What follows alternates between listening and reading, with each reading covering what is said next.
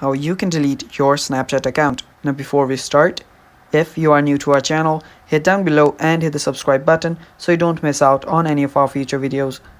Also, press the bell icon so you get notified when we release our new videos. Now let's get started.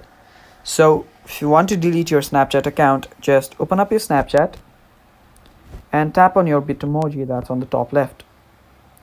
Now after you do that, just go to the settings on the top right. Now all you need to do is scroll down. Now there you will see different options. Now under account actions, you will see delete account on the third option. Tap on delete account. After you do that, a web page will open up. Now there you can see. Now all you need to do is log in using your Snapchat. Log in, type in your password. As you can see right here, after I have typed in my username and the password, now I'm on the delete account page.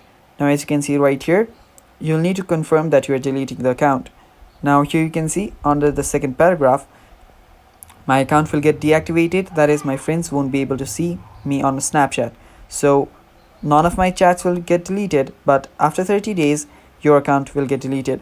So if I change my mind, or if you guys change your mind, you can reactivate your account under 30 days and use your Snapchat.